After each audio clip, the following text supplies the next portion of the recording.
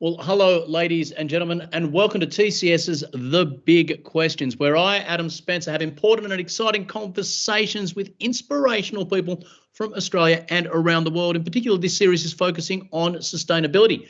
My guest today is the founder and CEO of Everledger, and she's the chief entrepreneur of Queensland. You've heard about entrepreneurs, those brainy genius types. A lot of them have studied STEM. You might have heard the stat that STEM jobs are growing across the community about 1.7 times as fast as all forms of employment. You might have heard about STEM, science, technology, engineering, mathematics. Well, soon you might know a little bit about STEAM. Who's going to tell us about that? The esteemed founder and CEO of Everledger, Leanne Kemp. Leanne, thanks for joining me on The Big Questions.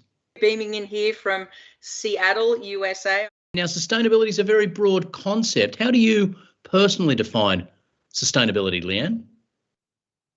Well, sustainability to me is as important as the oxygen that we breathe. It's a consciousness around people, planet, and purpose that should be wrapped up in our everyday decisions, whether that be something that I buy, the ring or the diamond on my finger or the art on your wall. We need to understand where does it come from.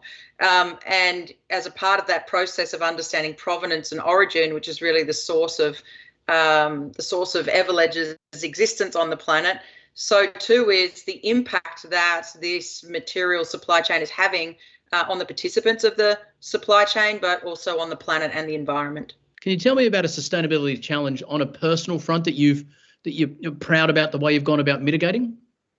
I mean, I just live my life large, but also very tiny, in so much that I have a property about 20 kilometres outside of Brisbane City. It's pretty much well known, I guess, in the Brisbane circles, but I live in a train, a toot-toot train, sits on about 40 acres. I put it in the front paddock and it's completely converted. It's off the grid and has been since 2010. So I guess the world's only just waking up to the importance of sustainability now, but technologies of our time have been available for the better part of a number of decades. It's just the motivation to do so.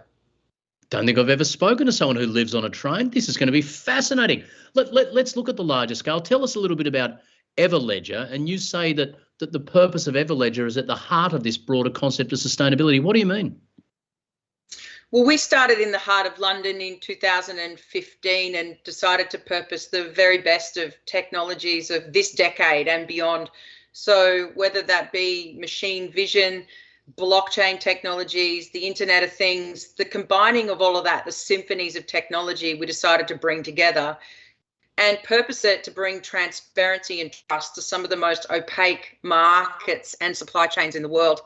And I remember being in my late teens watching Leonardo DiCaprio on the big screen. I was firstly motivated by his cute smile, but I was more motivated to do something differently when I saw him in the movie Blood Diamonds, which is why Everledger began and talked about how we could bring together a digital twin of a physical object.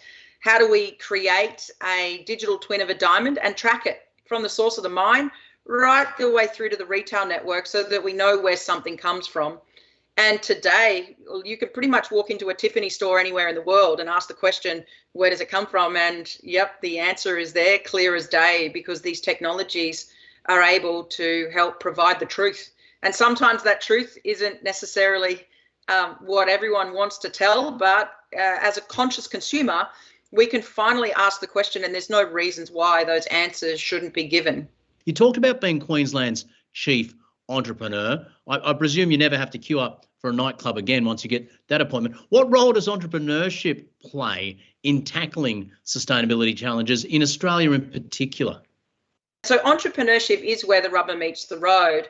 And we also have a higher risk tolerance. So we're not as afraid to GSD, as they say, when it comes to the SDGs, the Sustainable Development Goals. We love to GSD, which is get shit done. So that's really what entrepreneurship's about.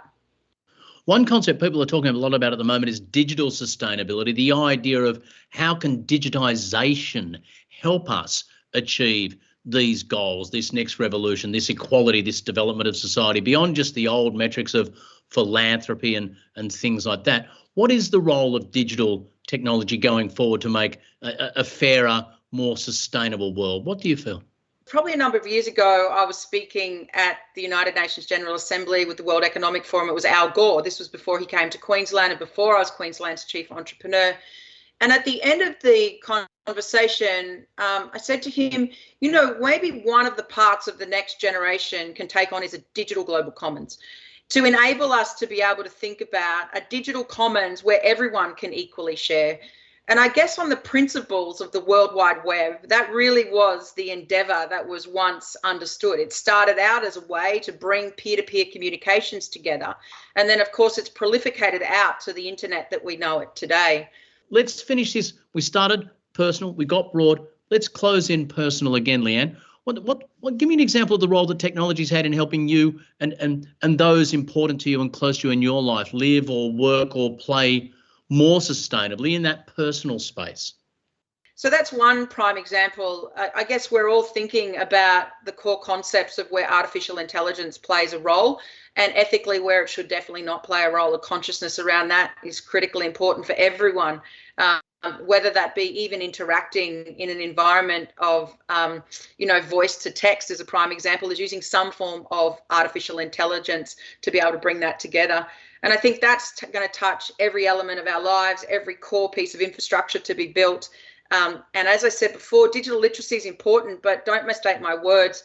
It's not really about teaching everyone how to write code. It's understanding the literacy of even how to use technology, which is critically important as well.